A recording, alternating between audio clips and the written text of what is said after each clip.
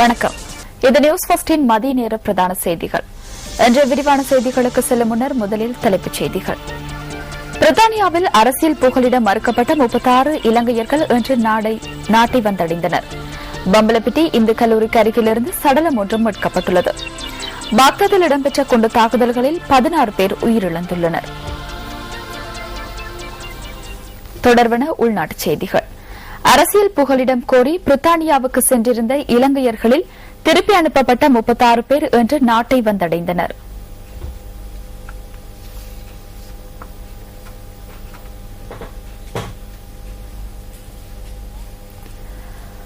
பிரித்தானியாவிலிருந்து விமானம் மூலம் இலங்கைக்கு அனுப்பப்பட்ட இவர்கள் இன்று காலை 7:45 அளவில் கட்டுநாயக்க விமான நிலையத்தை வந்தடைந்ததாக குடிவரவு குடியகல்வு கட்டுப்பாட்டாளர் சோலானந்த பெரேரா தெரிவித்தார். அவர்களை அடையாளம் காண்பதற்கான நடவடிக்கைகள் இடம்பெறுவதாகவும் அவர் கூறினார். பின்னர் அவர்கள் தேசிய ரகசிய தகவல் அலுவலகத்திடம் ஒப்படைக்கப்பட உள்ளதாகவும் குடிவரவு குடியகல்வு ஆணையாளர் மேலும் குறிப்பிட்டார். தாய்லாந்துக்கு 4 நாள் உத்தியோகபூர்வ விஜயம் மேற்கொண்டுள்ள ஜனாதிபதி மஹிந்த ராஜபக்ச நேற்று அந்த நாட்டின் வரலாற்று சிறப்புமிக்க கிராண்ட் பவுஸ் அரச மாளிகையை பார்வையிட்டுள்ளார். வரலாற்று சிறப்புமிக்க கிராண்ட் பேலஸ் அரச மாளிகை தாய்லாந்தின் பாங்காக் நகரில் அமைந்துள்ளது. 1782 ஆண்டு நிர்மாணிக்கப்பட்ட இந்த அரச மாளிகை 2,08,400 சதுர கிலோமீட்டர் பரப்பு கொண்டது. தாய்லாந்தில் ஆட்சி செய்த பண்டைய அரசர்களின் தொல்பொருட்களையும் இங்கு காண முடிகின்றது.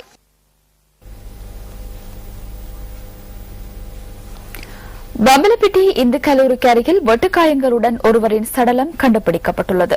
மட்டக்களப்பு பெரிய கல்லாறு பகுதியைச் சேர்ந்த 38 வயதான ஒருவரை சடலமாக மீட்கப்பட்டுள்ளதாக போலீஸ் ஊடக பேச்சாளர் போலீஸ் அத்தியட்சகர் அஜித் ரோஹன தெரிவித்தார். சம்பவம் தொடர்பில் பம்பலப்பிட்டி போலீசார் மேலதிக விசாரணைகளை மேற்கொண்டு வருகின்றனர். பிபிலை நில்கல சரணாலயத்தில் நேற்று ஏற்பட்ட தீ தற்போது கட்டுப்பாட்டுக்குள் கொண்டுவரப்பட்டுள்ளது. நேற்றிரவு அங்கு தீப்பற்றியுள்ளதாக பிபிலை போலீசார் குறிப்பிட்டனர். பிரதேசத்தில் நிலவும் வறட்சியான காலநிலை இந்த தீ விபத்திற்கு காரணம் என பிவிலை போலீஸ் நிலைய பொறுப்பதிகாரி தெரிவித்தார். போலீசாரும் பிரதேச மக்களும் இணைந்து தீயை கட்டுப்பாட்டிற்குள் கொண்டு வந்துள்ளனர். இதன் காரணமாக நில்கல சரணாலயத்தில் சுமார் 200 ஏக்கர் வனப்பகுதி அழிவடைந்துள்ளது. வறட்சியான காலநிலையின் போது இவ்வாறு வனப்பகுதி தீப்பற்ற முடியும் என்பதனால் மக்களை தெளிவுபடுத்தும் நடவடிக்கை ஒன்று ஆரம்பிக்கப்பட்டுள்ளதாக போலீசார் கூறினர். 12,000 ஹெக்டேயர் நிலப்பரப்பு கொண்ட நில்கல சரணாலயத்தில் கடந்த 28ஆம் தேதியும் இவ்வாறு தீப்பற்றியிருந்தமை குறிப்பிடத்தக்கது.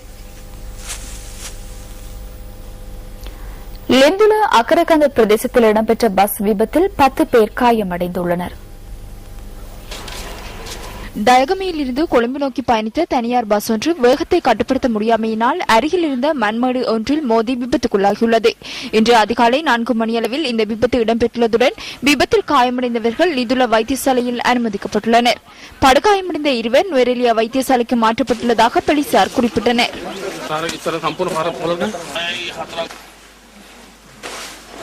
பஸ் ஸ்பீட்டா வந்து ஆளுக்கு அங்கிட்டு இங்கிட்டும் சாஞ்சி பிறண்டு அப்படி இப்படின்னு இதாகிருச்சு. அதுக்கு இங்கிட்டு சீட் கீட்டு பிடிக்காதாம தடுமாறி வந்துகிட்டு இருக்கனால அவரை கண்டகிட்ட வந்து பஸ் ஒரே இது ஆக்சிடென்ட் ஆகிரு பிறண்டு. டயகமந்து வரக்குள்ள பஸ் ஒரே ஓவர் ஸ்பீட்ல வந்து வங்கி பக்கமே வந்து போக்குளுக்கு ஆக்சிடென்ட் ஆகி விழுந்துச்சு. இதேவேளை கலன் பிந்துவெவ கஹட்டகஸ்திகிலிய வீதியில் மோட்டார் சைக்கிள் ஒன்று விபத்துக்குள்ளானதில் ஒருவர் உயிரிழந்துள்ளார். நேற்றிரவு 10:30 அளவில் இந்த விபத்து இடம்பெற்றுள்ளது. கலன் பிந்துவெவ பிரதேசத்தைச் சேர்ந்த 24 வயதான இளைஞர் ஒருவரே விபத்தில் உயிரிழந்துள்ளார். மோட்டார் சைக்கிளின் வேகத்தை கட்டுப்படுத்த முடியாமல் போனமையினால் கால்வாயொன்றில் வீழ்ந்து விபத்துக்குள்ளாகியுள்ளதாக தெரிவிக்கப்படுகின்றது.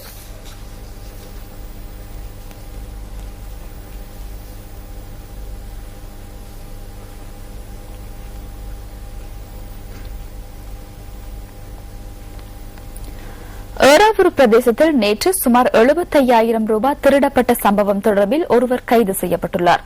நேற்று பிற்பகல் இந்த பணப்பை திருடப்பட்டுள்ளதாக தமக்கு தகவல் கிடைத்த பின்னர் விசாரணைகளை மேற்கொண்டதாக ஏறாவூர் போலீசார் தெரிவித்தனர்.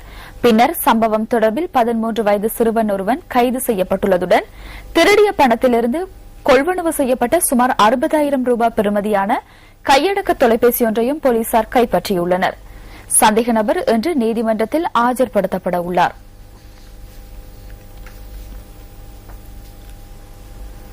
பொசன் பூரணை தினத்தை முன்னிட்டு அனுராதபுரத்திலிருந்து மிகிந்தலை வரை இலவசமாக ரயில் சேவைகளை முன்னெடுக்க ரயில்வே திணைக்களம் நடவடிக்கை எடுத்துள்ளது. இம்மாதம் 3ஆம், 4ஆம் மற்றும் 5ஆம் தேதிகளில் இந்த சேவைகள் இலவசமாக இடம்பெறும் என திணைக்களம் குறிப்பிட்டுள்ளது. இதன்படி அனுராதபுரத்திலிருந்து மிகிந்தலை வரை பயணச்சீட்டின்றி ரயிலில் பயணிக்க முடியும் என ரயில்வே திணைக்களம் குறிப்பிட்டுள்ளது.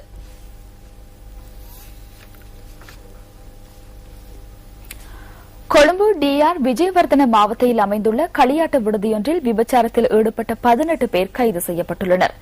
களியாட்ட விடுதியின் முகாமையாளர் மற்றும் விபச்சாரத்துக்கு ஒத்துழைப்பு வழங்கிய 9 பேரையும் விபச்சாரத்தில் ஈடுபட்ட 8 பெண்களையும் கைது செய்துள்ளதாக போலீசார் தெரிவித்தனர்.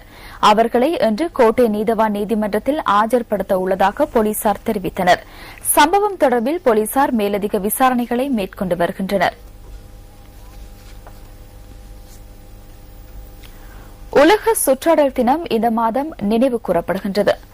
இந்த முறை சுற்றாடல் தினம் சிறந்த பொருளாதாரத்துக்கு நீங்களும் பங்காளிகள் என்ற துணைப்பொருளில் இடம்பெறவுள்ளது. உலக சுற்றாடல் தினத்தை முன்னிட்டு இன்று கொழும்பில் சைக்கிளோட்ட போட்டியொன்று இடம்பெற்றது. இந்த சைக்கிளோட்ட போட்டி கொழும்பு தாமரை தடாகம் மஹிந்த ராஜபக்ச நாட்டிய அரங்கிற்கு அருகில் ஆரம்பமானது. இதன்போது சுற்றாடல் அமைச்சர் அனுர பிரியதர்ஷன யாப்பா, பாராளுமன்ற உறுப்பினர் நாமல் ராஜபக்ச, பல அரசியல்வாதிகள் மற்றும் பாடசாலை மாணவர்கள் உள்ளிட்ட பலர் கலந்து கொண்டனர். இந்த சைக்கிளோட்ட போட்டி கொழும்பு ரோயல் கல்லூரிக்கு அருகில் நிறைவு பெற்றது.